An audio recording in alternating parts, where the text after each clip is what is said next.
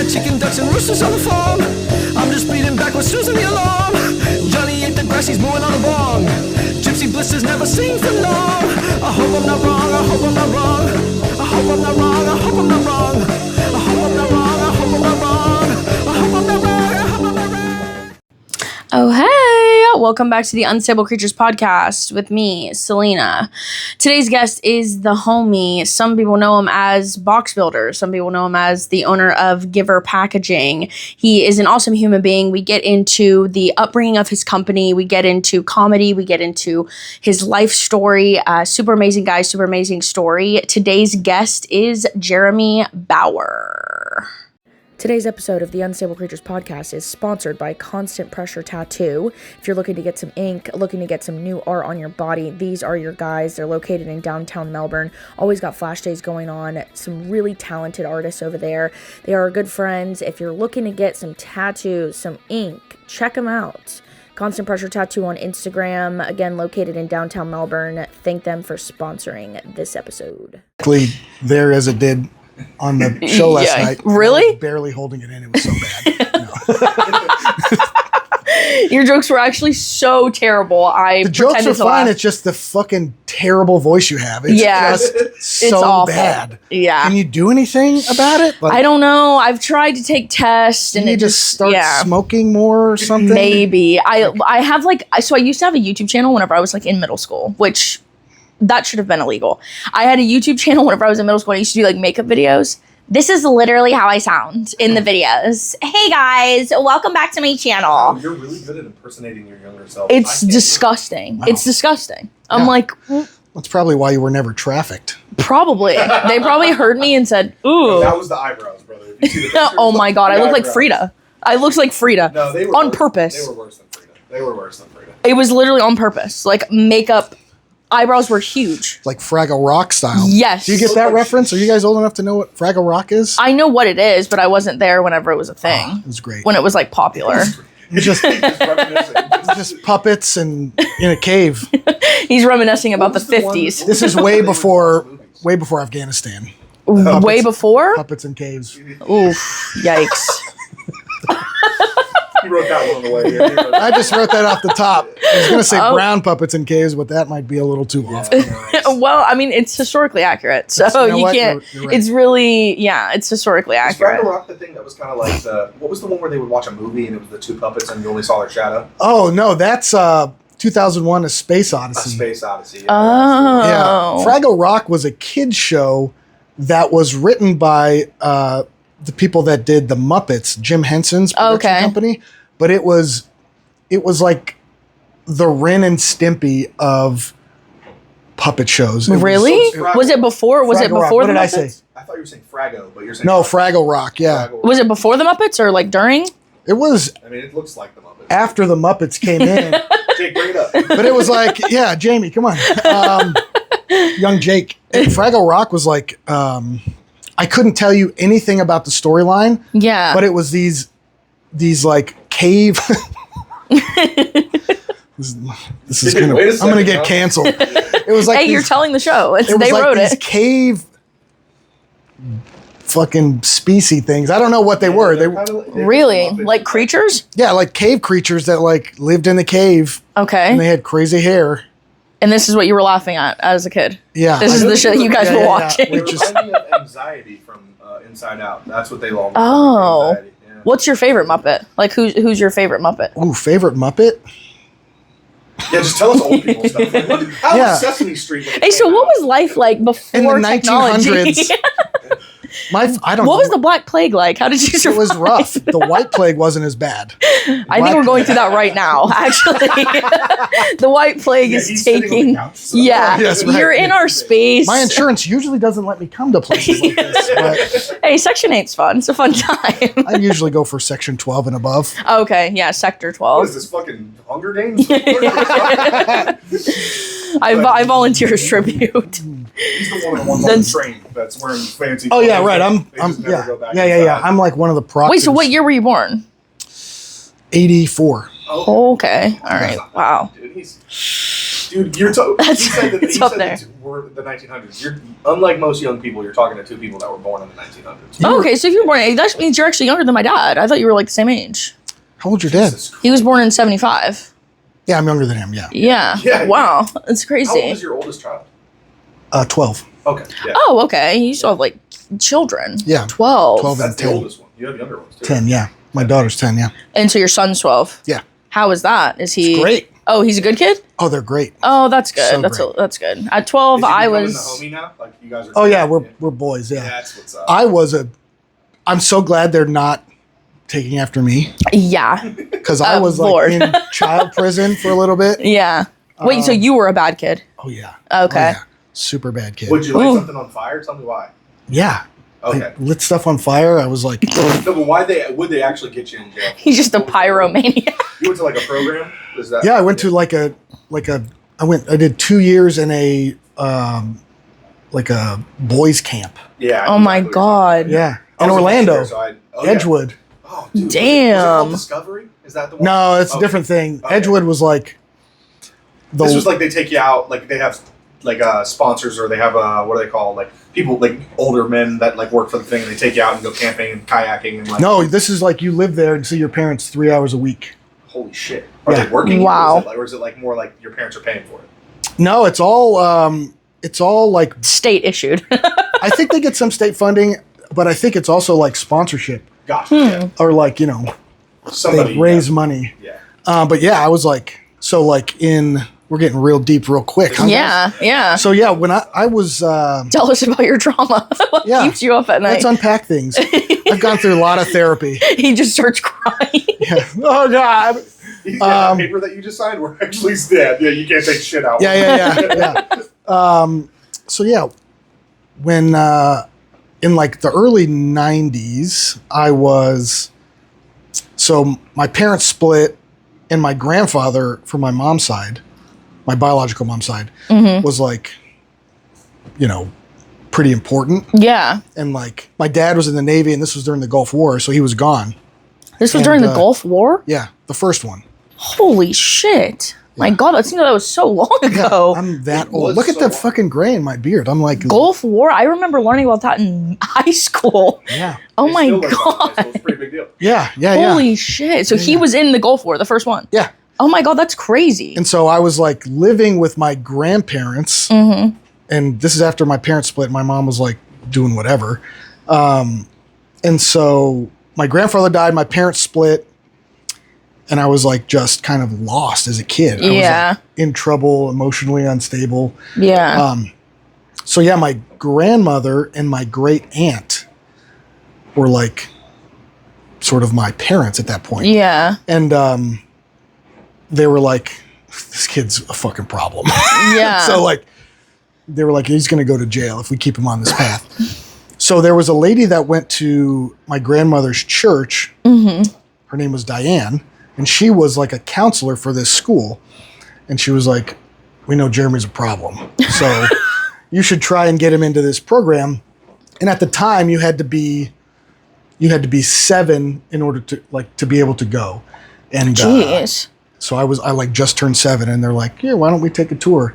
And I can remember walking the campus. You never left. Yeah. Well, almost. I can remember walking Taking with a them, tour is crazy. and they were like, what do you think? And I'm like, it's fine, but like, why am I here? And Yeah. they're like, we have some news for you.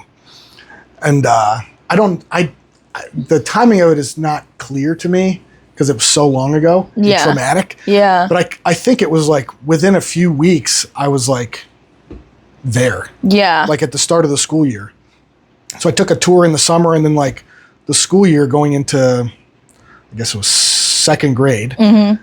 I was like full-time Damn. student at a sleepaway camp. So they have like teachers and everything there. Like you're Yeah, doing you have a cottage is what they call it. Are you sure this didn't have another name called a concentration camp? there was Did a lot it of go by anything concentration. else? Listen, it was a Christian camp, so we're not allowed to call it that. I see. So is hell. So like you are like, there's like cottages, right? And there's kids Mm-hmm. from 7 to I guess 17, and it's like every sort of age group, like 7, 8, 8, 9, 9, 10, Mm-hmm. all the way up, has a house that you live in. And in that house, there is a family, like an actual family, husband, wife, kids, that lives on the other side of the house, and they're like your overseers. Fake we call family. Them, we called them aunt and uncle. So it was like Uncle John and Aunt Leslie, and they had 3 kids, a boy and 2 girls, and they're like your family. So that is your family. You sleep there. It was like a big bunkhouse. Yeah. It was like there were like, I don't know, 20 boys, and you all had a bunk bed, you had half a closet, you had a cabinet, you had a dresser or like a drawer, and you had a spot on top of a counter that was yours. And then there was a bathroom. There was like 4 sinks, 4 stalls, and then a community shower. Oh. And like... Yikers.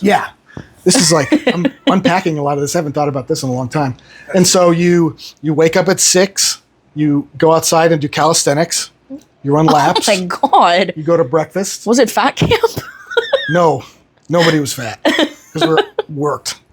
You go to breakfast, you come back, you shower, you get your clothes on. Everyone wore a uniform. It was like khaki shorts or khaki pants, plain, like a polo of like 3 or 4 colors, or a sweater. And then you would sit in the like common room and wait to go to class. And you would line up and you'd walk across. It was this big campus, it was an old orange orchard or something. And then you all walk and you get handed off to the school building. And then you go to your teacher. My teacher was Aunt Joe. Aunt Joe? Aunt Joe. Okay. Everyone is aunt or uncle. Love it. Aunt Joe. And they, everyone academically kind of went at their own pace. In fact, the program that they used was called the PACE program. So like... Oh, okay, so you don't have to like learn as everybody else is learning. You kind of go at your own pace. Right. That's so nice. Like, you did that, and I like crushed math. In fact, after the 2 years I was there, I was like going to the middle school building to do the math stuff. And like... What's that? Yeah, for sure. He's like, I don't remember any of it now, but... Yeah, he does. It's my superior math prowess. And then like you go to lunch as a group, and then in the afternoon, like some days you would have like chorus lessons or like therapy or so then the afternoon is like more school and then recess. And then you go home to your cabin and you put on your work clothes and then you fucking go pick weeds or rake or do like hard labor from like, I don't know what it was. It felt like 6 hours. It was probably an hour and a half or something. Yeah. And then you go back, you shower, you go to dinner, you come back and have a devotional or like a Bible sermon study kind of thing, Bible study thing. And then you shower and you go to bed. And like Friday nights, you got to have a snack that was like a Twix, like one little Twix or like Twizzlers. And you watched like a movie that was like a cartoon Jesus thing or something. Yeah. And then Saturday you wake up, more chores. You got to do, if you were good, you got to do some recreational activities. Like you go fishing. If you were bad, you got to write sentences or do weeds. And if you were really bad, you got paddled. There was like the camp enforcer. I forget his name. But like the first year, it was an old creepy guy, wasn't it? No, he's probably 35 looking back, but I'm 7, so I'm like, he's a giant dude. And they used a wooden paddle. Oof. And it was the way they did it. I know this because the first year I got paddled like 40 times. They would put everyone to bed. Oh, and at the end of the night, everyone would get into their beds and they would sing a song while everyone was in their bed. That sounds so scary. It's crazy. Thinking back, and I'm 7 years old. Everybody stand up and do the Pledge of Allegiance? Yeah, it was like that. No, it wasn't. After we sang a song, we would say the Lord's Prayer. Okay, all right. And then Aunt Leslie and Uncle John would come around and like give everyone a hug and put them to bed. Oh, that's nice. At least you had some affection. We needed that shit so bad. Yeah. Like me and all of those boys there needed that shit so bad. It seems like they understood like the real goal, which is yes, it's structure, but it's also like affection and love and like we're doing this because we do care about you, not like, oh, we're here to punish you. Those people didn't make any money. Yeah. And they had to like dedicate their lives. They got to go on vacation probably 1 week a year or something like that.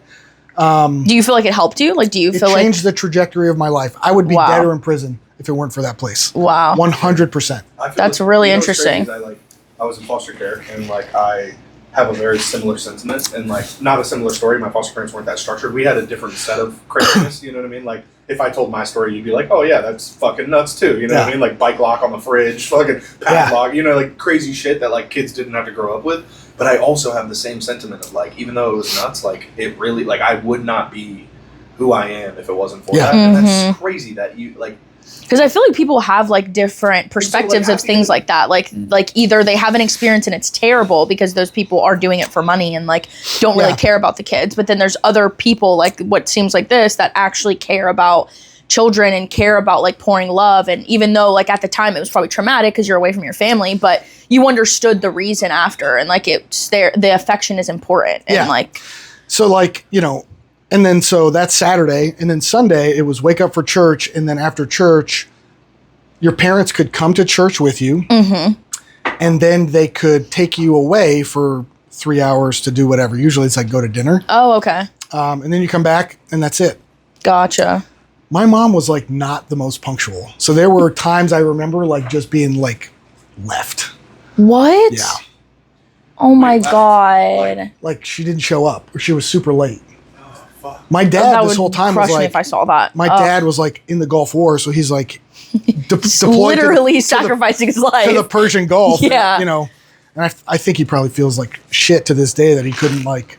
Your dad's still alive, right? Yeah, I saw you posted for Father's Day, and I was like, that's so interesting. Like, oh yeah. It wasn't very obvious because there was no new picture. Oh yeah, sorry, those were just like old pictures I thought were. Wow. So your dad was in the Gulf War and he's alive now. How old is he? He's 60. He'll be 63 in October. He's only 63? Yeah. You did. Why am I so confused? The Gulf War was like the one where they had pictures of it and shit. What are you Yeah, it's the first war we watched on TV. Ah. It was the how old was I? This isn't Korea, Selena.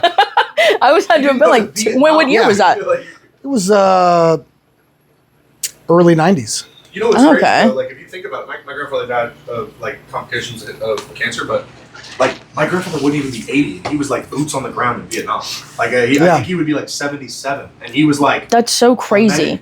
That would save people from the holes. Like people in war are still alive. Like so your dad's young though. He's only like 60. That's young. Is he healthy? Yeah. He's got Parkinson's. Oh okay. Which we think is probably from fucking of course being in the Navy. Yeah. But yeah, like it was the first year I was there was like living hell. Yeah. And then the second year I sort of embraced it and literally was the poster child for that place. Yeah. Me and you have this. That is crazy. What the hell?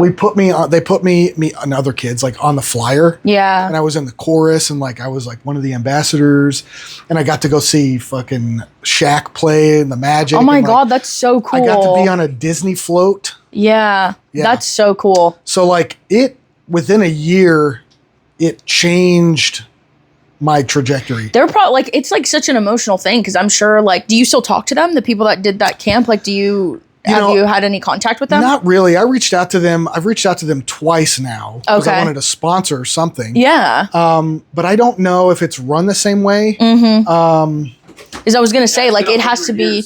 It has, it's 82 years. Yeah, I was going to say like, it probably is like for them would be super emotional to see like the last time we saw you were 7 and like, dealing with all this and now you're like super successful and like, you know what I mean? Like that has to be such a crazy like experience. Mike to watch this episode. My guardian litem is still a really good friend of mine. Guardian litem is just like a appointed mentor. Yeah.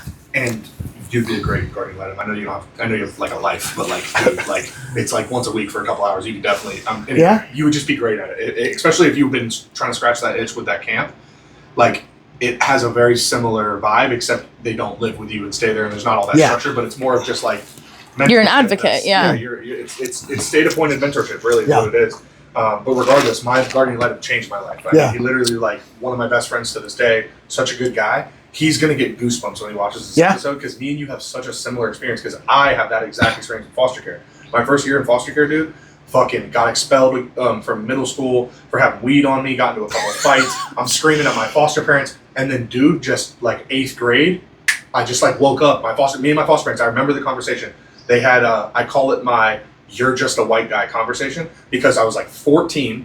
my foster mom sat me down at the kitchen table and was like, you realize that, like, we all understand that you have, like, a crazy story and that, like, that's cool and all, and, like, you can use that as your crutch. But, like, in 4 short years, you're just going to be another fucking regular white dude, and you're going to have all these problems and people aren't going to trust you.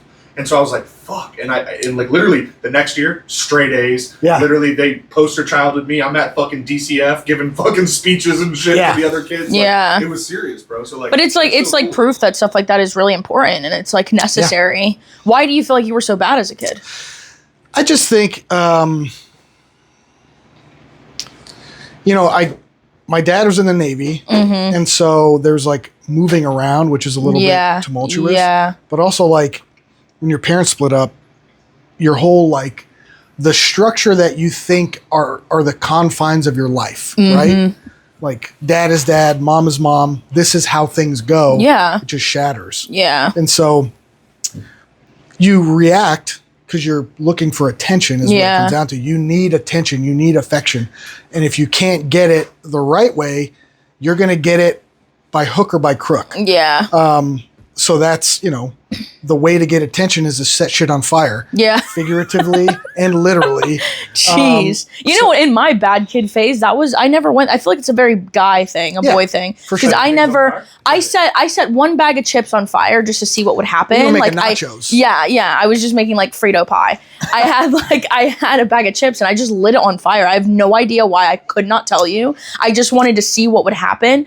I lit it on fire and my mom beat my ass so bad that I never wanted to. I still have a problem with lighters. Like I'm so terrified. You don't want to touch the lighter. I don't. I'm so scared because I lit it on fire and my mom walked into the kitchen and she didn't even try to put the bag out. She was so focused on beating the shit out of me. She put it out with your carcass. That the whole house caught on fire. And so she literally got so mad at me. But that's the only time that I like had an interest in like fire and I never did it again.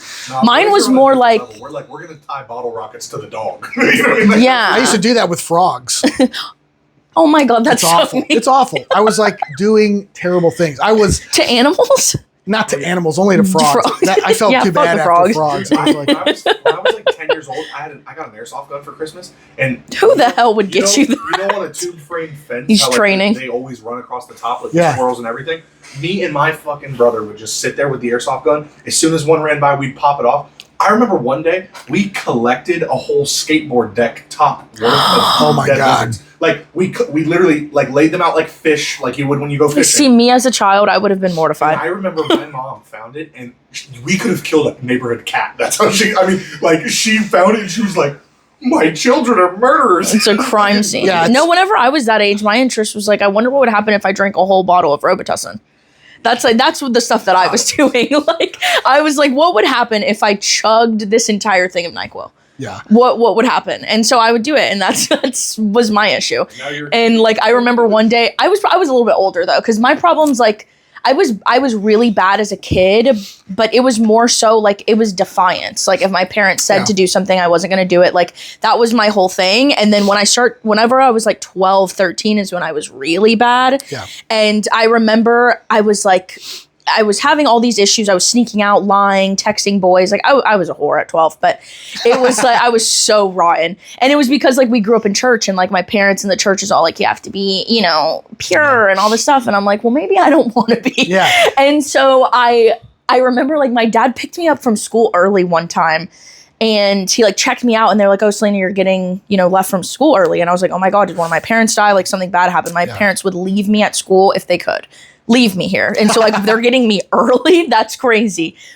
And my dad's like, yeah, we're going to go to Panama City. And I'm like, why are we going to Panama City? And he goes, well, you are going to go to therapy. And I was like, excuse me, what? And he's like, yeah, I'm so worried about you. I have bald spots that we have to go to therapy. Like my dad was like 36, 37 and gray hair. Like that's because of me.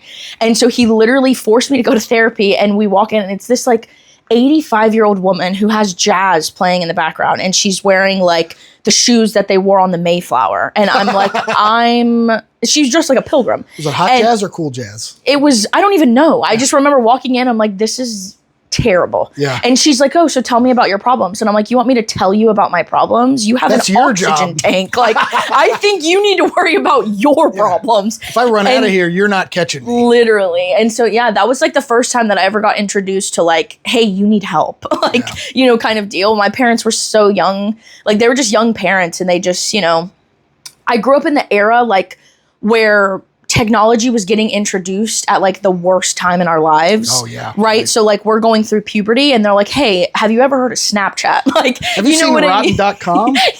Yeah. Hey, so check out Two Girls, One Cup. Yeah. Like when your life's already falling apart. Run.com is coming up again. I literally have a joke about that now where I talk about like how our age group, like 25 to 30, had unrestricted access to the internet at the worst time. Yes. Because like, oh my God. We had like, people don't realize that like Rotten.com was literally just like Instagram, but for like ISIS. The most demented. With no filter at all. Nothing. You could be on one video and it would be like a dude overdosing on a bus, and then you scroll up and it's just an ISIS beheading. Yeah. And you're like, and then they're fucking playing in the blood, and you're like, oh my God, dude. And you were an adult. We were fucking 14. When Yeah. Like, When the most, we were regulated by dial-up, my generation. So we would, I remember, we're fast forwarding now to when I was in like 6th grade, but I can remember staying the night at my friend Ty Cobb, who was like 3rd generation from the actual baseball player Ty Cobb. oh, really? Oh, wow. That's cool. And his parents went to bed,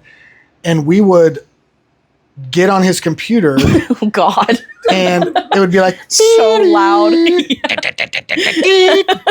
be like, shh, my parents are He gonna starts wake up. blowing smoke. And we looked, I think it was like we were trying to look up videos of South Park or something. Oh, I'll okay. never forget. And it was like, beep, beep.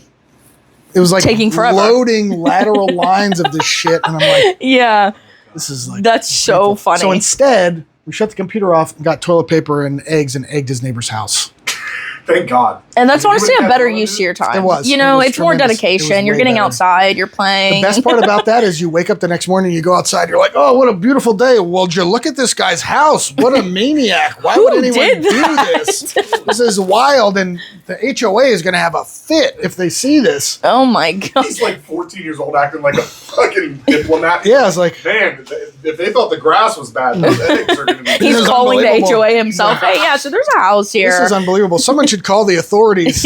Unbelievable. This place is going downhill. That's so crazy. That's interesting. Ours was So, high speed, dude. We could just, it was like YouTube, but for fucking, you know what I mean? Like, Yeah. dude, it was so and it was bad. silent. It was sneaky enough. So bad. I didn't have the internet. So for a very brief period, we had the internet in my house when I was in 5th grade in, 95.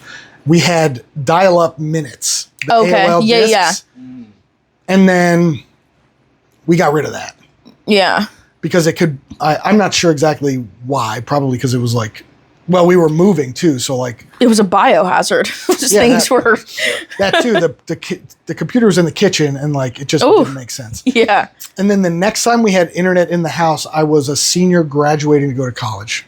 That's crazy. Yeah, see, that's crazy because I remember being a kid and I remember thinking it was audacious for our school to assume that I had home internet. Like I was a broke kid. Yeah. And so like I remember like probably 6th, 7th grade, they were like telling me like, well, just get on your computer at home and like look at it. And I remember being Computer at home. like, fuck, I live in a trailer in Mims. What do you mean? and then I remember that happening again in high school where they were like, well, you don't have Wi-Fi? And I'd be like, no, I don't have Wi-Fi at my house. We didn't even get the paper. No, Fuck. My foster parents didn't even have Wi-Fi. I don't even have a bed. Yeah. Like- They still had the like you had to run an Ethernet until I was Yeah. like fucking in high school. Yeah, it's like it's such an interesting concept, especially between like because you're older than us, but not by that much. You know what I mean? Yeah. And so it's like it's such an interesting like difference of the two. Like when you go through those phases in your life, because I feel like nowadays people like think that our age group, like mid to late 20s, are like the most fucked up, most anxiety, most depression, like most suicides, all of these things. And when you really think about it, it's like, dude, we grew up with the internet at the worst time in our lives with zero restrictions, zero anything. So now it causes like long-term effects. Yeah, like it of has a course. problem. You're so exposed to so much at such a young age. Yeah. And then you go to school, especially if you go to public school, like in bumfuck middle of nowheres, Yeah. where everyone's seeing the same shit and like you're getting bullied, and then you have to go home and look at Two Girls, One Cup, and you're like, dude, and your parents are fighting in the kitchen, and Yeah. it's like, fuck, Setting I'm gonna bags of blow my Doritos on brains. fire. Yeah. I grew up in Central Florida. I shouldn't have any idea what like a death gurgle is. Yeah, no, seriously. I'm not a fucking, My like- uncle's going to prison for stabbing someone to death, and I'm like, well, 9 miles from Disney, and you're like, did you know when you behead somebody, you really gotta get in there. you really gotta have some Spinal cord strength. really You gotta do that, yeah. And Dude, a lot it's more clear fluid than crazy. blood. Like, Yeah. Yeah, it's crazy. No, And we just did a pod together, and I like eloquently explained the difference between like codeine and promethazine. Like I and watched it. and then I look back at it, and I'm like, I'm posting it. Right, I'm literally like, why do I know this? this is what I'm saying. Like, we Yeah. just have zero, like, and then it's like people that are like your age, it's so interesting because you were also still like a young adult whenever all that was happening. And then Yeah. like you got to experience being a kid in the time that it was like cool to be a Oh, kid, it's where great. there's like no internet. You don't have to worry about all this stupid shit. You get to just be an unhinged child. That's why millennials are so what's the word? Infatuated with our youth in the Mm-hmm. 90s. Is because like we could just go out and no one would know where we were. I And there know. were no pictures. Yeah. There were no videos. There There's were no no proof. pictures. That's- no proof. I'm so lucky. I talked to my buddy Matt, who was the best man at my wedding, all the Mm-hmm. time about like, can you imagine if somebody got the shit we did in high school on video? Like, it Remember that would- hazing? Oh my god! Like, Yeah, I just saw a video of a bunch of mates at a fucking they were at like a bar in like England, and they stole like 7 bar mats, and like you're gonna see these videos virally. I mean, these dudes are just like on CCTV, like One by one, they're and just, like, taking- stealing these like really like nice bar mats, right? And The so, restaurant's not even mad at them because it's so funny. Like, they're in the parking lot like drunk, like having fun. it's so funny. And the restaurant literally posted the video of them, the CCTV, like a compilation of all of them taking them. And they were like, honestly, if you bring them back, we'll buy you all around. Yeah. Like, the it's comment so section was funny. hilarious because somebody was in the like an old man was in the comments like, I've done this 3 times. Like in the 80s, there was no fucking Nobody cameras. We knew. did this Yeah, shit yeah. all the time. Dude. they were so lucky. We were so lucky. Yeah. I literally always say, I feel like I've said this more recently, I'm like infatuated with people that got to be a teenager in the 80s. Like I'm infatuated with the concept because I think that it is so fucking cool. Like Yeah. the 80s is like my favorite time frame of all Yeah. time. Like I'm just obsessed with the 80s, and like I've just watched a documentary. Like most true crime documentaries all happened in the 80s. that right? All the cool shit happened in the 80s. The music, like everything was so cool. Serial You know killers your were cooler. you know Yes. your generation's fucked up when you just described the best serial murders happened in the 80s. Yes, but it's interesting because of like the reason and like how they were able to get away with it, and the way that like the police and investigation and work and how everything used to be. It was so like easy to get away with fucking murder. These And it's things, like, what a double-edged sword. Phones. Yeah. Like I every single day I wish we didn't have them. I know. I mean, I know. it's really like technology has 10x'd and everything Yeah. has gotten easier and cooler and more convenient. Yeah. But we're also trapped by it. I know. Like, You can't do anything without it. You can't be a human being without it, 2025, honestly. no, Like, you can't. You're gonna see that being monetized here in the near future. I hate to quote Gary Vee, but like, Oh, God, not Gary talks about, like, bro, 20 years from now, you have got to just keep pushing. Fuck your parents. when you choose, you're a baby. Fuck college. Fuck your parents. Fuck your friends. Buy baseball cards from Nana's garage sale and sell them for 10x in your spare time. You can make $1 million a year Right. selling cups. Why don't you start just collecting spoons? There's a huge business in spoons right NASCAR now. plates are hot right now, guys. They're hot. No, but okay, now that we made fun of him, he does have some good shit. No, but, No, he's honestly so sick. Hard to argue with a multimillionaire. Yeah. And one that's been right so many times except for Uber. But he talked Not about Uber. he talked about how like probably in the next 20 years you're gonna see this resurgence of like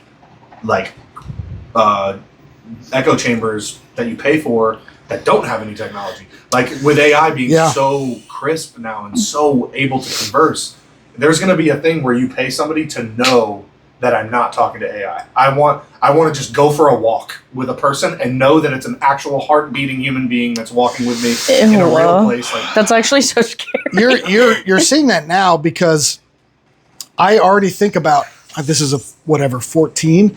I already think about loser. What? I said loser. I wish I could do iPhone a fucking iPhone 1, but none of the shit runs on it. Oh, yeah. I think about what is the phone that I can get that is less everything. Yeah. What can I get that's less connected? I know. But I can still operate the business. Yeah. And the answer is... And that's crazy that a business or a corporation hasn't tapped in on that, because working at Verizon, like, there's only 2 phones. It is a flip phone or a smartphone. Even Motorola's, even Samsung's, everything. It's either you have a flip phone or a smartphone. There's no like in between. And I think businesses are missing out on that. Like, they should have a way to like integrate that. Like, bring back the fucking razors or bring back something where it's like I can still operate social media, but it's not a smartphone that has Siri and fucking AI and all these apps and shit. You know what I mean? You brought up brick. Yeah. I have one. Yeah. You have a brick still? I have a brick. No, oh my god, you have to. He's talking about this app. It's called Bricked, and it bricks your phone. Like you can't use it. It's I thought you were talking about the old phones. Oh like no, what I have is it's a RFID you tap it, right? block. Yeah, you turn the app on and you tap it. And what it does is it puts distance between you and the apps, physical distance. So, for example, if I used it anymore, I have it on my fridge, right? And my goal was at the end of the night when I'm like getting a glass of water, hit the brick, and then shut my phone off to go to bed. So I can't sit there and fuck around on it for 2 hours. Oh. And then you have to get up and touch the physical location to unlock it. The problem is, I know that I want to watch YouTube in bed, so I just don't do it. Yeah. Exactly, 100%. It either takes another responsible party that like you've committed to it together, or it takes just a genuine crazy amount of self-discipline. But I think that for the people that do it with another person, that is like where there's some, because I follow this guy on TikTok he's like famous for this, and he has like 150,000 followers on TikTok, but he bricks his phone for 12 hours a day, and he'll tell you, he's like, it would have to be an act of God for you to get me to like do it, and it's because him and his wife almost got divorced because of his phone use. He was like extremely addicted to his phone. He was like always waking up in the middle of the night and like insomniatically like just scrolling through it and just like having a problem. And like him and his wife have like they have a lockbox in their shed. They have like a mother-in-law shed or a she shed or whatever. And in there's a lock on the door to get in, so it's that barrier of entry. It's like you don't just have to walk to the fridge. He has to like say, "Hey, honey, I need you to come put your thumb on the thing." Because it's like it's a thumb keypad where they both have to put their thumb on this thing to get in, and then the brick's in that building. So they're like super dedicated. They're on a schedule. Like they wake up in the morning, they get coffee, they go out to the she shed, they both put their thumb on, they open their phone, they work for the day, then they go, when they come home, they put it back in there, and it's like that is the level that you have to have, but that's scary, bro. Because it's like what if something happens? Yeah, like it's like that's the reason we have them. Yeah, that is the 1% is why everyone keeps it in their pocket. Yeah, because it's like, what if someone we don't have a landline? Yeah, you know. Yeah, because there's somebody on the other end of this podcast right now that would be watching this. That would be like, that is the stupidest idea ever, because their daughter had a seizure. They called the police, and there was a fast response, and they were like, without that, my daughter would have died. Yeah, you have to like. There's so many ways. There's pros and cons to both. And some people would even say it's rather like, I don't know. I'm not gonna say affluent, but like just time affluent, that like you can have the like that you're blessed enough to say, I want to just completely brick my phone. Like it's like, dude, right. If we had to, we wouldn't be worried about spending too much time on our phone if we had to go kill a deer to eat tomorrow. Yeah, exactly. We're not like in that time era, so like everything's so convenient and like fast paced, and we need. Yeah, you need the phones. And I feel like I have such a different relationship with my phone ever since I did like a 5-month detox where I deleted all my social media. Nice. And regardless of like my business or anything, like I was doing makeup and stuff, but I just deleted all my social media, and I'm like, whatever. If you want to get a hold of me, they have my phone number. And I just went to work. I was waking up at 5 a.m. every day. Like I was so much more productive, and that really like unglued me for the need of social media. Yeah. So now like with me being a comedian, it's like you have to post, you have to do this, and I just don't do it enough because I really just don't care. Like, I don't care. I don't feel the need to take photos and videos everywhere I go anymore, that I just like being in the moment. And it's like pros and cons to that too, because it's like, oh, I wish I had a picture of this, or I wish I had a video of this, but I have the memories and that's good enough. You know what I mean? Like, we have the 1 terabyte Apple storage. Oh, yeah, me too. And I have like 680 gigs of shit. Yeah. And I look at 4 pictures a week. Yeah, literally. Because the iPhone prompts you, like, this is what happened in August. Yeah. And then it's just like literally a photo of me sobbing, crying in my car. And I'm like, I don't want to see that shit. Like, literally. But it's, I do think that I will probably get away from this kind of phone. What Apple did 2 decades ago that makes it hard today is everything works so well. Yeah, I know. We run the office. Most of our computers at the office are Mac, so I can just airdrop something. Yep. And that's how the tattooing is too. Like they wouldn't even think to switch away from an iPad because it's like it has everything integrated. Yeah. Yeah. I think that's what Apple's goal was, to be fully integrated. We want you to have the phones, the iPads, the watch, the computer, the everything. We want it to be fully integrated in your life. They're going to start coming out with fucking microwaves here in a minute. I saw that Apple was like looking to get into appliance, and I'm like, that's actually insane. Like, imagine an Apple fridge. Or an Apple car.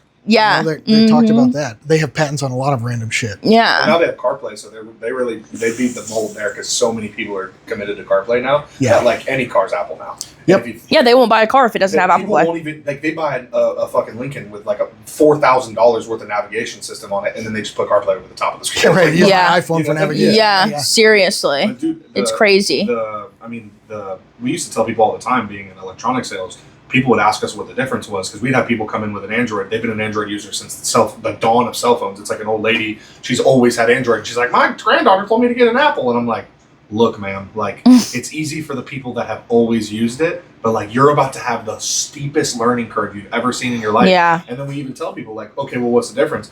Apple's easier. Android's just as smart, but not as the ecosystem.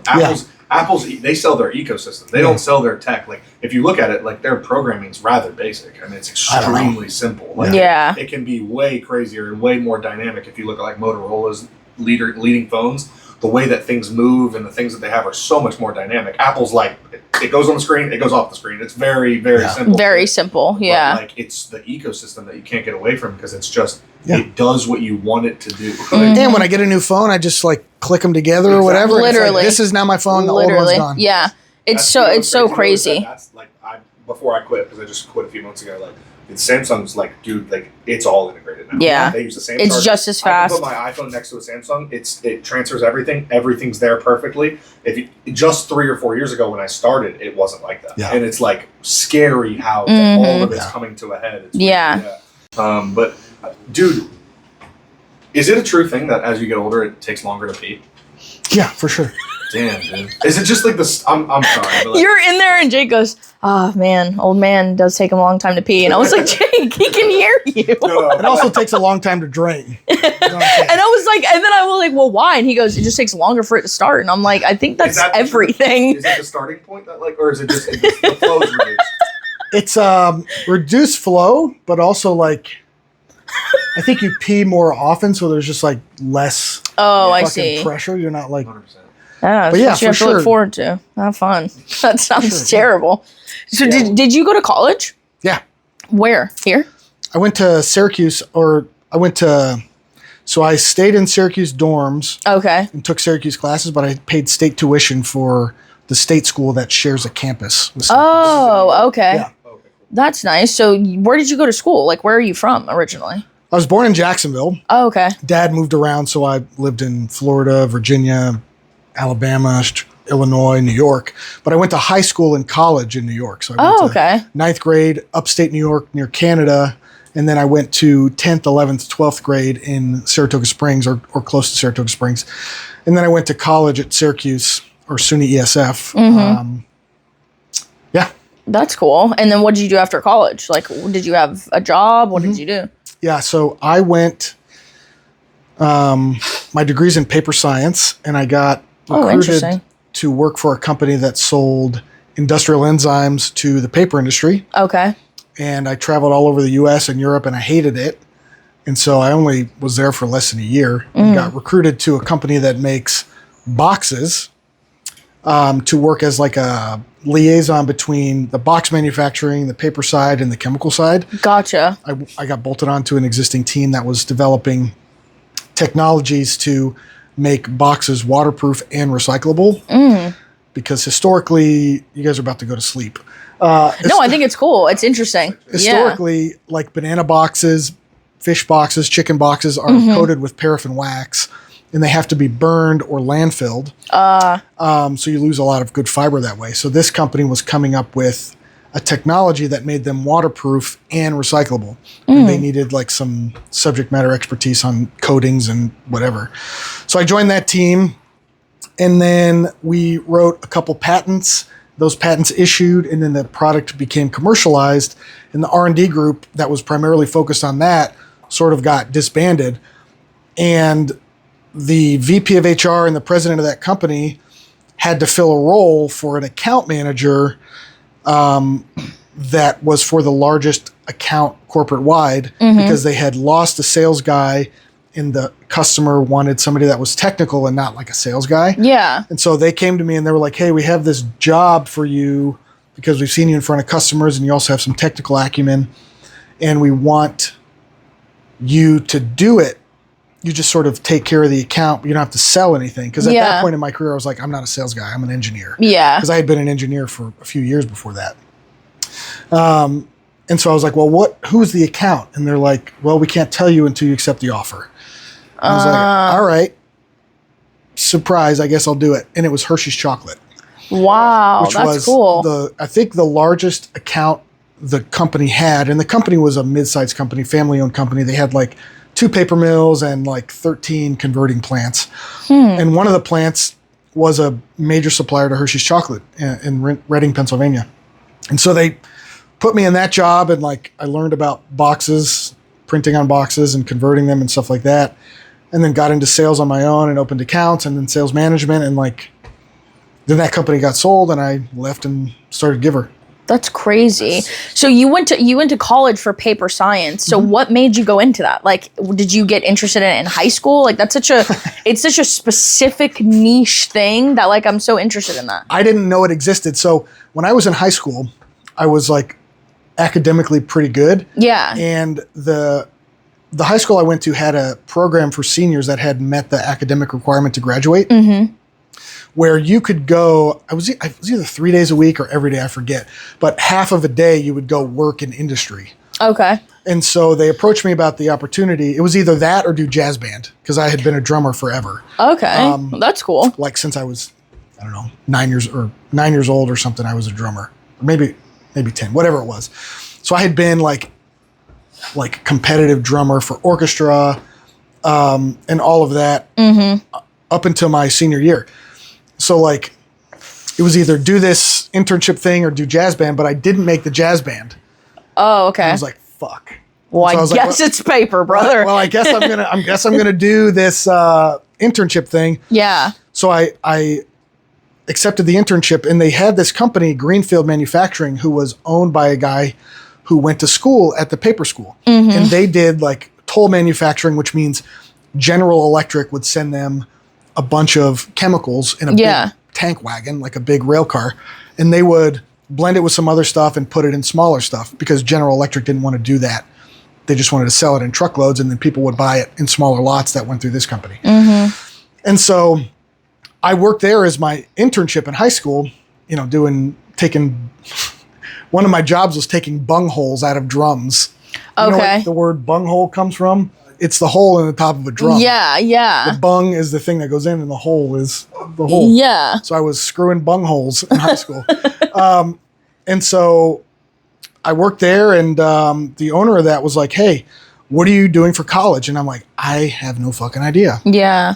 And he's like, well, there's this program at Syracuse that's run by the state school that is like a chemical engineering degree, but it's for the paper industry. And I was like, all right, that sounds fine. He's like, also, you should know that Syracuse has a 3-to-1 female to male ratio. And I was like, go on, brother. And where do I sign? Yeah. And he was like, yeah, it was a really fun time because you pay state tuition, but they also have a scholarship. If you keep your grades up, you get your tuition paid for. That's nice. And I was like, all right. So I applied early decision to one school, got accepted, and that's it. Wow. I was accepted into 100% of the schools I applied to because it was one school. You don't have to tell everybody that it was only one school. Yeah, that's You can say right. It was, I got into every school I applied to. Yeah. So I got an early decision. So like by December, I knew where I was going to school. And yeah, I just sort of like math and chemistry. And that was how I got into it. Yeah. It was very hard. Yeah. I would never go back and do it again. It was fucking hard. That's interesting. I think it was like... You passed like all those classes with flying colors then? No. Yeah, I was about to ask. It was That's very fine. hard. Yeah. He said I cheated, dude. What do you mean? No, yeah.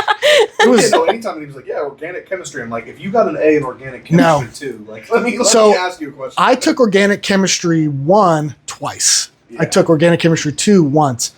I took it with my organic chemistry professor. His name was Dr. Calloway. He was from Belgium.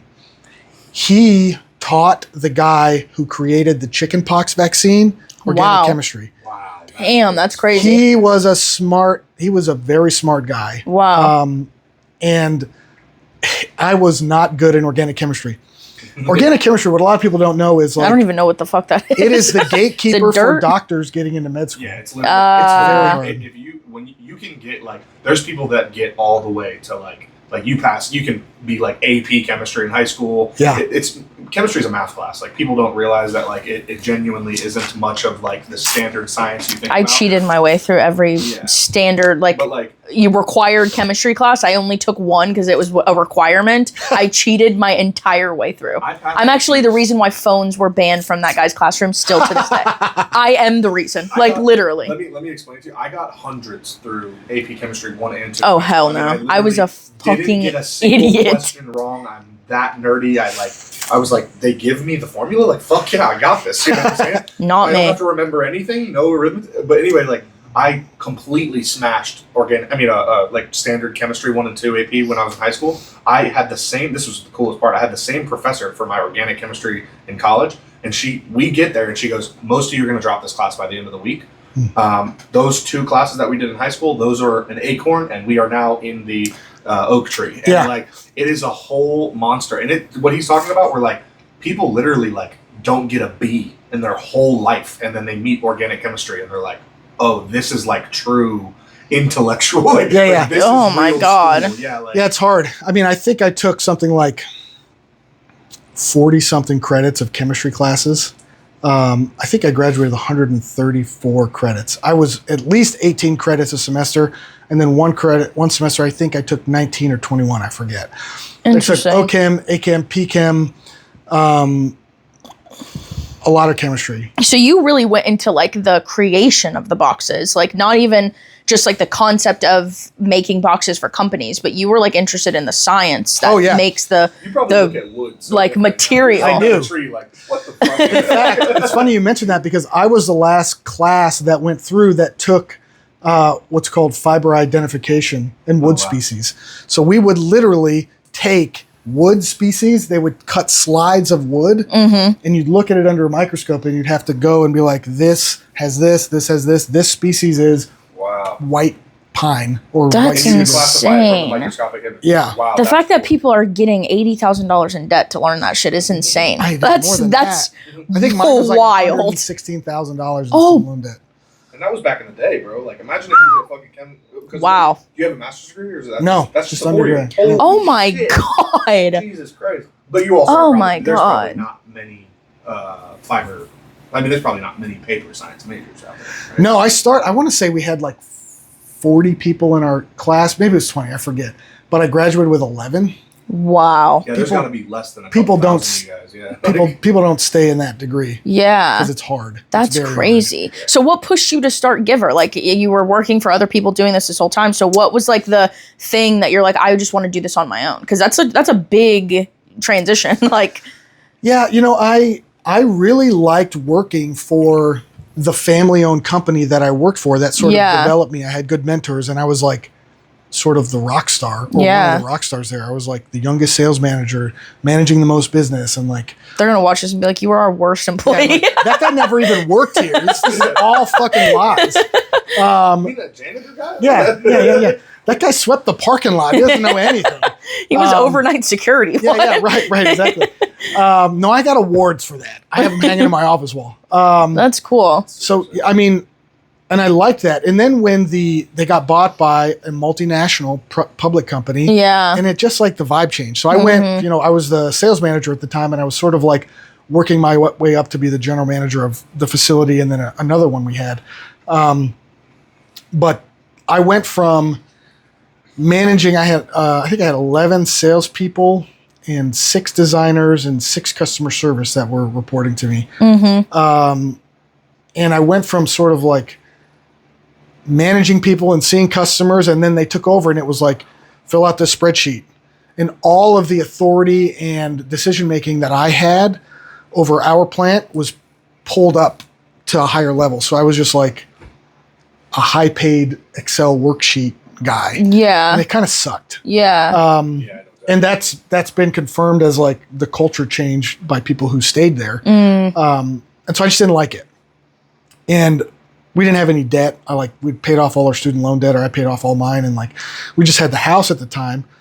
And your wife? Yeah. Okay. And so we were like, why suffer here? Yeah. And so actually, what's that? Where was this? This was in Reading, Pennsylvania. Oh, okay. Wow. So you moved out there for the Hershey job? Yeah. That's crazy. That's cool. My uncle worked. My uncle's a plant worker. He's been a factory guy his whole life, and he worked at Hershey for 20 years. No shit. Yeah, literally, probably at the time you were there. Yeah. That's really cool. Wow. Lobster shrimp and Libras baking in the sun. Water slides and drinking Gucci just for fun. Demons sailing in the ocean on the run. Pulling out your teeth and feeling when it's numb. I hope I'm not. One was rolling. So 20 speed round, true or false? Are you ready? Yes. The liver is the largest internal organ in the human body. False. Wrong. The tongue is the only part of the human body with taste buds. False. True. Or that's correct. The average human body consists of 60% of water. False. That's true. Tom Cruise inspired Aladdin's character. False. It's true. The first movie produced by Pixar was Toy Story. True. That's correct. The Lion King was Disney's first Broadway musical. True. It's false. The band Nirvana sang Friends theme song. False. Correct. The Weeknd performed at halftime of Super Bowl LV. True. That's correct. LLCs are a combination of characteristics of a partnership and a corporation. False. It's true. The purpose of a credit card and a debit card is the same. False. That's correct. Sharks are categorized as mammals. False. Correct. Canines I can't read. Canines sweat through glands in their paws. Alabama public education. It definitely is. True. That's correct. The Goliath frog of West Africa is the largest living frog. False. It's true. Canadians make Hawaiian pizza. That's racist. False. It's actually true. The most costly spice in the world is vanilla. False. That's correct. I don't know how many I've asked him, actually. It's saffron. It is saffron. Yeah. On the moon, an astronaut once played golf. True. That's correct. The NFL has 30 Allegedly. teams. False. That's correct. How many did you get right? Not him. Are you counting in Spanish? Wow, that's crazy. I actually was. You're done. All right, how many did you get right? I looked up. 12? Yeah, 11. 11? Woo! You got more than halfway. Woo! Like 53%, 55%. Woo! He's not a total dumbass. I actually. And Libras baking in the sun. Water slides and drinking Gucci just for fun. Demons sailing in the ocean on the run. Pulling out your teeth and feeling when it's numb. I hope I'm not. And so we. now, which is right down the street, but it's crazy. We were like, we just want like a big change. Yeah. We sold everything. We had a 3,000 square foot house on 5 acres. We had horses. Wow. And like, we're like, we thought we wanted this, but we don't. This is like not fun. Yeah. And so we sold everything, sold the house, literally had an estate sale company come in and sell all our shit. Holy shit. Bought a Cummins dually with an 8-foot bed. Wow. And a 5th-wheel camper. Put our 2 dogs, our 2 kids in the 9 things that we had. This is less than a decade ago. Yeah, this is in 2016. Holy shit. Wow, so that was like 17. kind of recently. We spent 2.5 years traveling the country just like fucking around. Yeah. And I was doing some consulting for a chemical company at the time and doing some like business consulting for startups, like writing business plans and like helping people connect dots on a technical side. Like I had one customer who was looking for a nail glue, or no, it was eyelash glue. Love it. She's like, I don't fucking know anything about it. I was like, I do. Yeah. So I was just a consultant to help her find. That's so interesting. So you even know stuff about that, like the chemical makeup of that shit. Only enough to be dangerous. Yeah. I don't like how it applies to the nails. I don't know, but like, yeah. I just ended up connecting her with people interesting. that Wow. sort of could make the stuff. And then when I left the company I was with, my wife was like, you should just start selling boxes on your own. Brokering boxes is what it's called. So you of course it was her idea. Women are... Listen. It's ridiculous. You're going to be pissed off in 15 seconds. And I was like... So then I left her. After the beating, she stopped telling me. And then I was like, I don't want to do that. I don't have a designer. And like, I don't have the cash reserves and someone doesn't pay me. She was like, well, you should think about it. And so I just sort of let it go. Yeah. And then a year later, one of my buddies, who was one of my customers actually, and my goal was never to leave and take all the customers, and that's not what I did. Right. But I had one of my customers that was like, hey, can you look at this box? You should start brokering boxes. And I was like, Dan, that's a fucking tremendous idea. And I came home and I was like, hey, honey, you're never going to believe what Dan said. He had the greatest idea. She was gagged. And she was like, I'm going to fucking choke you. That's crazy. She was like, that was what I told you to do 12 months ago. I'm advocating for her. It's her idea. It was her idea, but it's funny because even now Dan and I talk about this and like, thank God. It's a joke. Yeah, like, when a woman said it, it's like, okay, sure. Thank God Dan had this idea, because if not, we would be somewhere else. Yeah. So yeah, it's funny. She was right. I was wrong. Sorry. Why Brevard? Why'd you stop here? Yeah. So, I was sort of doing the brokering and the technical consulting, and we were traveling around the country. We did this big loop from like Pennsylvania, went to Kentucky, and then we went down into Florida, and then back up and across Route 10 into Texas, and all the way out to Vegas. And then we went up to like, how far did we get? Montana, and then across, and then back through Kentucky, and then back up to Pennsylvania. That was like the first year. Yeah. And we were trying to figure out where we wanted to live. Yeah. And your kids were young at the time, right? Yeah, they were like 1 and 3 or something. Wow. And were you working, doing anything, or you were just living off reserves? I was doing the technical consulting, and I was just like on the side. Boxes, yeah. But that was remote. Yeah, it was remote. I mean, I would fly to where they needed me. Okay. That's cool. So I would be in plants and when they needed me. Yeah, so we did the first year. That was this big loop, and we're like, where do we want to live? And we're like, okay, we like Louisville, Kentucky. We like Florida, and we liked, what else did we like? I think we liked North Carolina. Okay. And so the next year was really about staying in those places to see where we liked it. So we went to Louisville. It's fine. We went to North Carolina. We went to Asheville and Greensboro and a couple places. Yeah. And we liked that. It's beautiful over there. Yeah. And then we went to Florida, and we started over in Tampa and like spent a few months, basically a whole year, sort of dancing around Florida. Yeah. And, we did Jacksonville, we did Tampa, we did, southern Tampa, like Sarasota-y area. We didn't want to go to Fort Lauderdale, and we didn't want to go to like north of that. Yeah. So we started like in Jupiter. Okay. And then went up 95 all the way up to Jacksonville. And we were like, we like this coast better than the West Coast.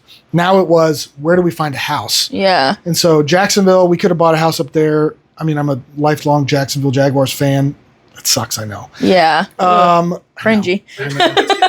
It fucking should be better. This is our year, baby. This is a year. I've been saying it 30 fucking years. This is our fucking year. As an Eagles fan, dude, we got one, so I'm rooting for you. Right. Yeah. My whole life we sucked. But don't piss me off. Yeah. And we're like, okay, south of that is St. Augustine. Really nice, but pretty touristy, and the property values are huge. Yeah. Going down there and, coming south, you get to Daytona. I was like, pass. Yeah. And then we got Daytona's south. terrible. Yeah. And we're like, oh, this is really nice. The Melbourne area. So we're like, okay, this is cool. And we kept going south, and we liked Jupiter and Stewart, but the property values were also high. Yeah. So in 2019, we bought our house in Satellite Beach for like $340,000. Yeah. And it was perfect timing. It's Yeah. like more than doubled in value. I was about to say that is like the perfect time to move to Melbourne. Super like, lucky. Yeah. Dude, my grandparents moved to West Melbourne in like 2018, and that was like the perfect time for them to move. Perfect great. timing. I did Yeah. home sales for 2 years for an energy company doing ACs, hot water heaters, insulation and stuff. And dude, I did it in 2019 to 2021, and I had some like teary-eyed conversations with people. Like, I went to Viera one time, and I was trying to sell this lady an AC company, and I told her, I was like, yeah, it's going to increase your property value by X amount, da da da. And I told her, I was like, yeah, I mean, you're going to go from this to this. And she was like, what? And she's an older lady, kids live far away, and I was like, yeah, like your house is worth like $350,000. She had like a 3-bed, 1,800 square feet. And she was like, I bought this house for $75,000. Yeah. And I was like, Yeah. what? And she was like, yeah. It's 10 crazy. years ago. I was like, That is what really the good timing. fuck? Yeah. It's wild. It's like crazy how like the world and like the universe just takes care of people like that. Like the timing for people that deserve it, timing could not be any more impeccable in things. And you just have to like go with your heart and like where you're led to be, which is crazy. Yeah, I mean, That's our really house cool. was built in 75, and I'm pretty sure whoever bought it with like 4 walnuts and a cap of a marker. Oh, Like, yeah. Wow. Hey, are you in one of the Canal Avenue? No, we're on the east side of South Patrick. Still. Oh, okay. I know. Yeah. Yeah, so those, I mean, dude, those mid-centuries, it's basically like Levitt Park and stuff in Rapids, except it's near the water. I know exactly what you're talking about, though, because That's really cool. Same kind of conversations with people. Yeah, like- where I met this guy. I told you the story about the guy who was like a spy. Remember? Oh yeah. He lived in Satellite Beach. He bought his house for $25,000. Yeah. His house worth crazy. $500,000. Yeah, it's, yeah, right. That's We'll so never see insane. that again in America. Yeah. Never. The boomer generation, like, speaking of timing, they Yeah. fucking nailed it. Yeah.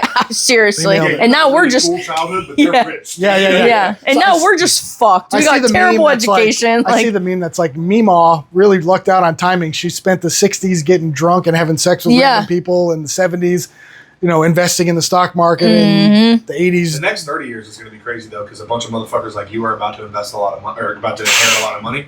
I'm not going to inherit I'm not shit. saying you. I'm saying, He's like, but did I not tell you about how I grew up just 5 minutes ago? People in your Yeah. age group that aren't fucking dimwit Yeah. fucking boomers that don't understand what it's like to We'll live see. a bad life. Do you feel like you always classified yourself as a leader or like a business owner, like in your adult life? You know what? When I was a kid, actually at the ranch, the second year I was there, I won like whatever Take it back to the ranch. Rancher of the Year or Leadership Award or something like that. I think that thread has always been there, but it was leader to chaos Yeah. before. It was like, I'm going to do what the fuck I want to do, Yeah. whether you like it or not.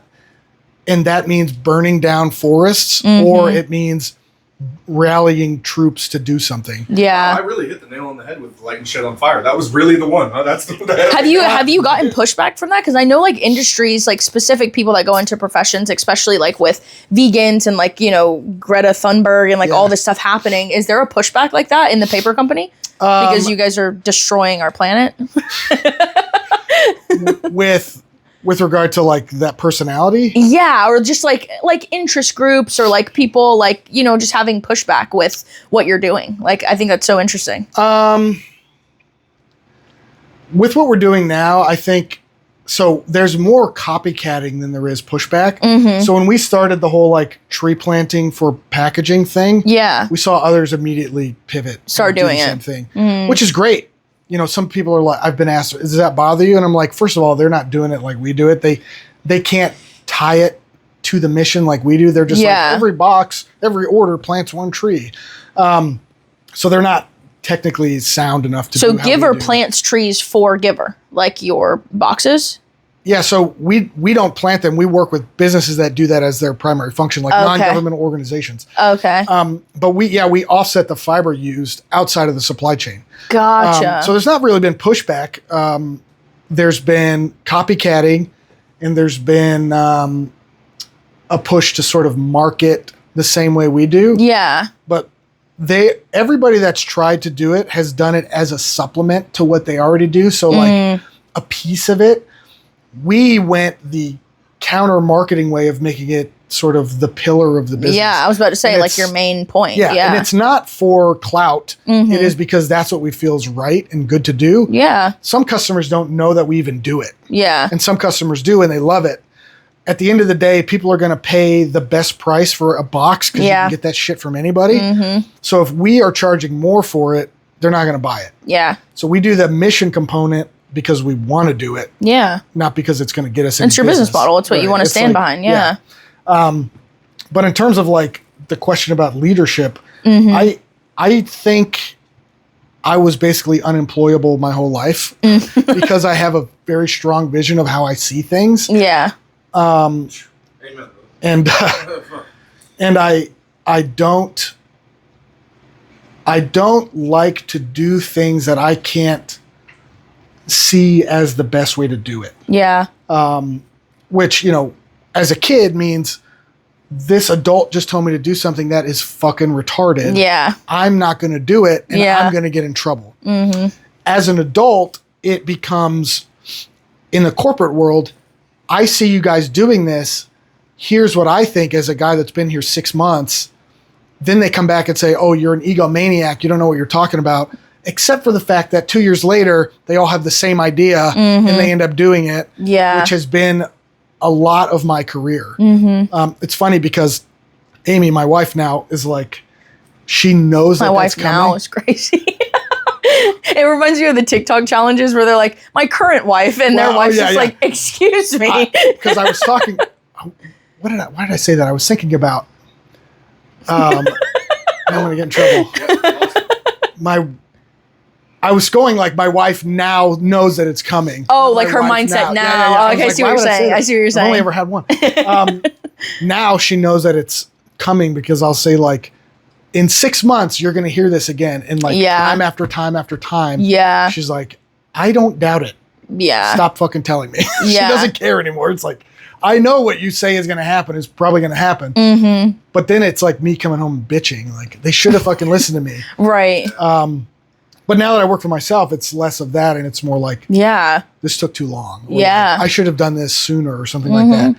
So yeah, I think if you have the personality and the like determination to see your vision come true and the grit and the like audacity to like not yield, in the corporate world, it's going to be a real problem because you'll have bosses or superiors that either A, are really interested in your development and want you to succeed, but are just on a different wavelength and time horizon or a different just frequency overall. Yeah. So they want to help you, but they just aren't willing to put their neck on the line as much as you are. Right. Which is a little problematic. Not as problematic as the people that are threatened by you, have been in the job for 10 years and haven't had the success that you've had. And so there's like this weird, you're cordial, but you hear them talking shit about you behind your back. And all you're ever trying to do is like do a good job as quickly as possible in the confines that you're given. So like I can tell you 10 times when I was growing up as an intern or as in my early career where people would be like, you know, everyone thinks you're an asshole. Yeah. And it hurts my feelings because I'm like, I'm not trying to be an asshole. Yep. You said to do this thing, and this is the path that I think is going to be best for it. Yeah. Just because you guys are weak and don't have the fortitude to say this or to execute on it doesn't make me an asshole. Oops, that's the thing. So that's you know, that's happened a few times. I've been fortunate to have really good mentors that sort of saw the chaos that's in me and the horsepower and like put me in the right direction. Yeah, absolutely. But I've also had like, I think it's like necessary with anybody that's trying to build something really successful because I feel like I've had that issue for a long time where like I can't keep a job to save my life. And it's not because I'm a bad worker. I'm an amazing worker, and I know that I bust my ass. I just have a very difficult time falling into compliance with things that I don't agree with. And I haven't found like a place that really is like wants to be a good mentor or wants to be supportive of what I'm trying to do. It's always like threats or, you know, like not feeling comfortable. And so it's like, I definitely relate to that. Like people saying you're an asshole or you think you know everything or you're a bitch or you're too loud or you're this, you're that. And it's like, no, I'm just really passionate about what I'm doing. And I don't agree with the way that you do things. And I know a better way. You know what I mean? And I'm not saying I wasn't an asshole at times. Yeah. I'm saying like, you gotta be sometimes. Right. I'm saying like my intention was never to piss people off or to do the wrong thing. You're just being yourself. I'm just trying to do it super well. I'm trying to do it really well for the company or for the guy or for the girl that is my boss. And it's completely like, understand. Yes. I'm not like, guys. It's like you feel like you're the only person. Yeah. They yes. have a groove cut that they think you fit in, and when you don't fit in that groove, they're like, "Yo, just get in the groove." Yeah. You know what I mean? And it's like I've gotten so accustomed to like being the only person that cares as much as I do, and so it's frustrating and it's makes you so angry because it's like, why do these people not care? And it's not even for my own business; it's for someone else. Like, and that's what makes it even more frustrating is that not only do I give so much of a fuck that no one else gives a fuck, but I'm giving a fuck about someone else's fuck to give. Yeah, like you know what I mean? You all should care more than you do. It's so frustrating. It's the same thing. Solo sports with team environments. I mean, comedy and jiu-jitsu are both very similar in that way.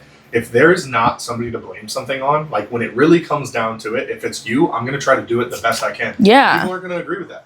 In both of our lives, comedy's like that really bad. There's guys that have been doing comedy who have been in the same fucking place for 10 years, have the same idea of how it's supposed to be done. It's like, you don't get booked on shit, dude. Yeah. Why are you trying to give me advice and give me pointers when I don't want to be anything like you? Yeah. I don't want to be, if you're giving me advice because you think I'm going to be able to get to where you're at, I want to get to like your boss's boss level in comedy. Jiu-jitsu has a very like weird thing with that too, because some instructors are like, if you bring some shit from YouTube, they're like, let's workshop it. If you bring some shit from YouTube to certain instructors, though, they're like, why are you... This is garbage. Yeah. Like, you train jiu-jitsu too, right? Yeah. Yeah, that's cool. What belt do you have? Purple.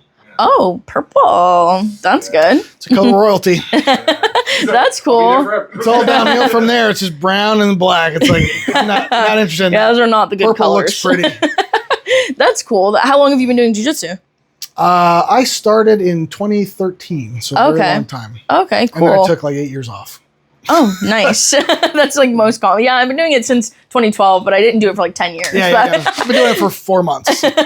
That's cool. That's awesome. Yeah, that's cool. I just always want to ask that because I think people that own their own business and create something that's really successful, especially when you like spent a long time working for other people, I think that's such an interesting like dynamic because that's how most people start. Like I did this for someone for so long and I decided I wanted to work on my own. It's like it takes a lot. It takes very specific people to pull that off and be a good business owner too, because anybody can be a business owner, but it takes a lot to be a good business owner and fair and a good person and all of those things. Because I've worked for people that have small businesses that are not good people. They're not good leaders. They're not, they're just not a leader. And being a true leader is a quality that's very rare to come by these days. I actually hate that term too because it's so overblown. Like, yeah. You do not get to call yourself a leader. Mm-hmm. Like people that call themselves leaders, it's like immediately you're not. Yeah. People that are led by you get to call you a leader. Yeah. The most thing you can call yourself is a manager because that is a organizational chart thing. Mm-hmm. But I hate that term leader. Yeah. Leader, boss, like, you know what I mean? I mean it in like, not a leader as in like I lead people. A leader, I mean like in a character, like your character quality. And that's being a true leader, especially when you're talking about like biblical terms or philosophical terms. It's character traits that you have, which is you're a well-rounded person. You're optimistic. You have good communication skills. You're empathetic. You're understanding. You're smart. you are a good decision maker. You're fair. You're non-judgmental. It's a lot that comes into being a true good leader. And I feel like some people just have that quality forever. And it's an interesting thing. It's a weird thing because it's like super like nuanced and you don't like have to like have words behind it. Like, there's some people that like you meet that like manage a lot of people and you're like, man, you're barely keeping it together. Yeah. And then there's people that like it's nothing. Like my old boss, who genuinely is one of the best leaders I've ever met in my life, and he's only 26 years old. He just like has a very good way of like being empathetic, but also like impartial, and like he just has a very good system down that he doesn't play around with.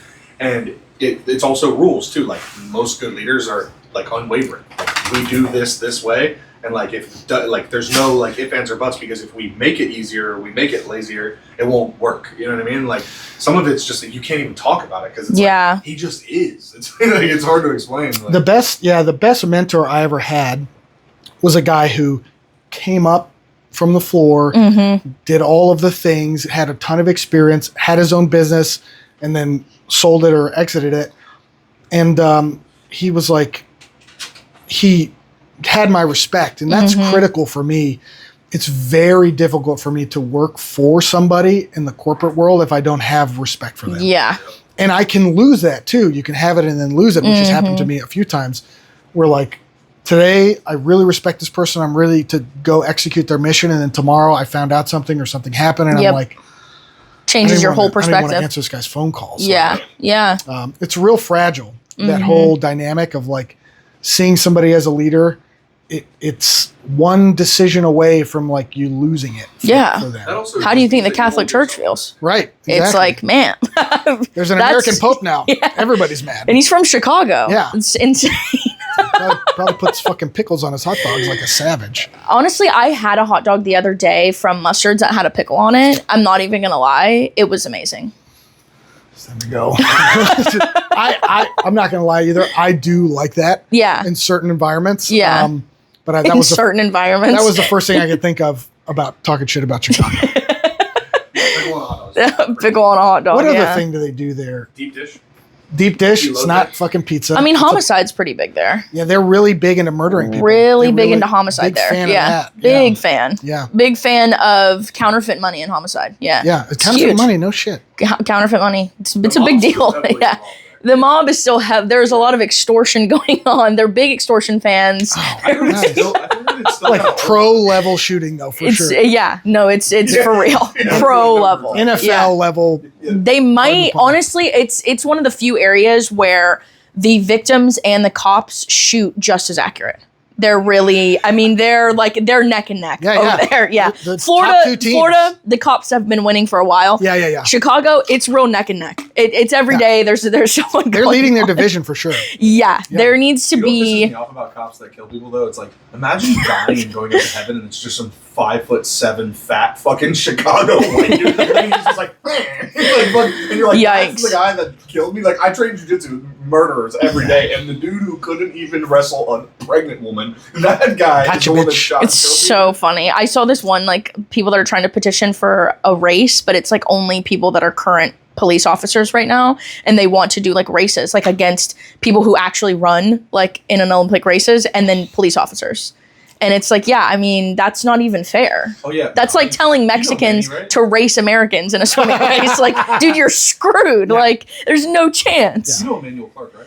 He trained at Yes, I do. Yeah. He just posted a video of him training with a police officer, and he's, exactly what I just explained to you. I mean, he's like probably 5'6", 5'7", 250 pounds. He's going to be watching this and be like, honestly, I'm 5'10". Because it's like, man, he's literally just like, I'm sure he's handling him. With the guy. Yeah. And it's like, this guy is an active police officer. And it's like, imagine you're at work and like an emergency happens, your wife has to call the cops, your kid, and that's the guy that... Well, yeah. Like, fuck. You're sending them to come catch us. Even... They're catching us. Yeah, that's crazy. Even my wife, we did this thing where... she's a dog too, by the way, just for the record. She's a I knew that from the moment I saw her. Yeah. From the stone cold, I was like, oh, she'll kill anybody. She'll kill me. I'm looking at Jeremy like this. My buddy's a SWAT cop, and he brought some of the guys from his like patrol unit or something. They weren't SWAT guys. And my wife handed them their ass. Yeah. Love it. And you could see they're like, what the fuck? That happened. Are you talking about Rex? She's a stone cold killer. Yeah, Rex did that with Lily. Because I mean, your wife's a grown woman and she's not tiny. But like, Lily probably handed him. Lily was 15 and she weighed 100 pounds. And like, he brought two of his friends, and it was this young black cop dude. and he's 6'3". I don't know why race matters, but I know. It's like, well, You're gonna act like they're not more athletic per capita? Okay, I don't even see color. I don't see color. it actually does matter. Let's be real. They are literally better at I everything. saw that little graph you have to be this jacked. They're just like that. Yeah. But Takes a anyways, lot of mental bandwidth. Yeah, for real. They're just like wake up, eat whatever they want, dude. Yeah. Jacked. Yeah, seriously. I see some memes where it's like the aesthetic of a 17-year-old black kid that's never trained in his life, and he's like yoked, fucking veins, and it's like me, 26 years old, been training for 5 years, and he's just skinny as shit. Yeah. Beer gut. 5 years of steroids, No, but liver shot. Receding hairline. He brought this. I mean, stud. 6'2", 185 pounds, like a good-looking kid, like super fit. Lily Just got handled, told him, bro. Choked him out like 3 times. Yeah. Oh my god. She's like the sweetest little girl. She's not like you see Larissa at the gym, you're like, fuck, don't, but she will be. You know who Larissa is? I don't think I do. She's a black belt world champ that trains at our gym now, dude, and she coaches a couple classes. She does our women's program. She's Jack Diesel. She's fucking 6 foot and like will handle you like a grown man. Yeah. She's like a problem. Yeah, and like, dude. So your wife's a dog. She'd be killing him. Wait, is she a purple belt too? Yeah, she's good. Damn. Yeah, she's scary. She's like your security guard. I'm serious. She was. Yeah. Like she's literally terrifying. Yeah. Like whenever I first met both of you, I was literally like this because I'm like she scares the fuck out of me. Like no direct eye contact. No direct eye I met her contact. at the gym, dude. She's full spandex, ready to fight. You think you were scared? Damn. I'm just like looking the other way. Like, fuck, dude. And I'm just like, hey girl. That's crazy. Don't That's fucking really talk to cool. me. Well, tell everybody where they can find you, your Instagram, your website, Yeah. So my your address is yeah, Social Security is my personal Instagram is boxbuilder with no E. Also, can we just take a moment? It's one of the best Instagram handles of all time. So much so that we don't even call him Jeremy. We just call him Box You're in Builder. my phone, Box Builder. Yeah, just hey, Box Builder's coming over Hell yeah. today. And then the company is Givr Pack, GIVRPACK.com. You No don't like E. E's, do you? No, You're not a big E I don't. guy. Okay. I don't like E's. Yeah, he doesn't like any E's. It's irrelevant. Builder, giver, Yeah, it's the same right. thing without the E. Yeah, it's all part of the plan. Yeah. Website's givrpack.com, GIVRPACK.com. And then I think our handle on all socials is Givr Pack. Yeah. So Hell yeah. we're there. Sick. Come You find got me. anything going on? You guys doing anything special? Anything coming up? Besides tax evasion, I know that's Tax evasion is Full-time job. number one. full-time job. Actually, in fairness, we have a CPA and he's like very on my ass. So we're Hey Jeremy, so you can't embezzle money? Yeah. he's like he won't even let me write off like mileage unless it's explicitly for the company. Like Yeah. That's good though. He's gonna keep you out of fucking he's prison. Very good. We have audit insurance. Hell don't yeah. come at me, IRS. The ones that have the book though are always the ones that have the good loopholes. Like If the IRS was watching my podcast right now, so they're not after you, they're after me. like my CPA Is that Mexican legal or?